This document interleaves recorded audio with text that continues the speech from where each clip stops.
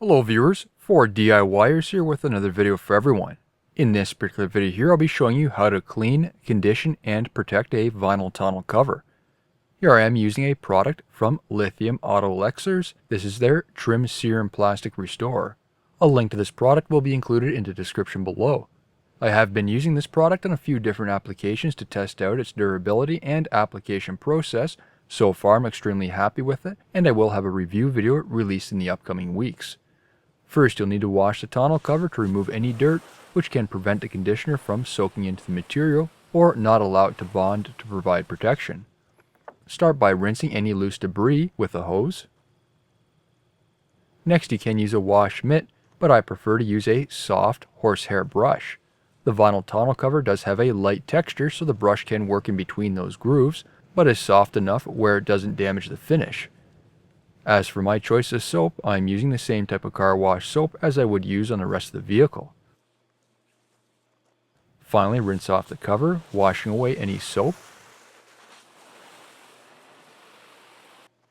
For drying, I flipped up the tonneau cover to help a majority of the water run off.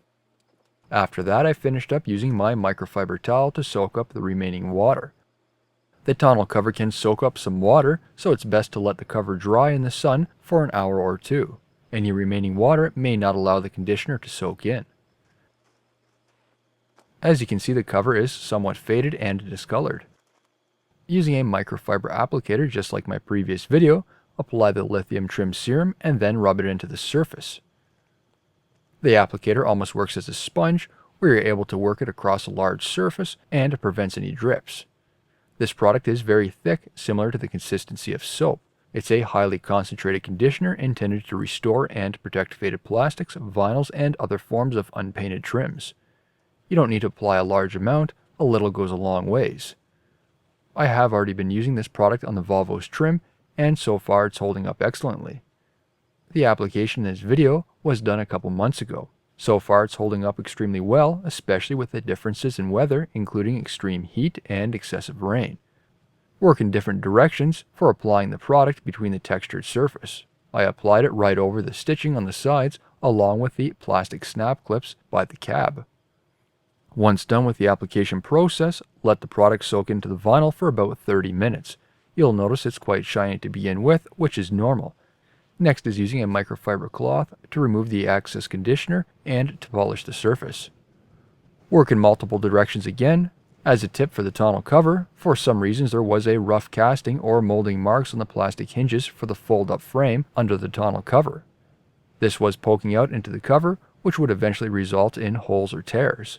I cleaned up those areas using a razor blade, removing the small nubs. Sandpaper or file can also be used. For those of you that have a vinyl tonneau cover, be sure to look yours over so it doesn't get damaged over time. Once done, this is what I'm left with.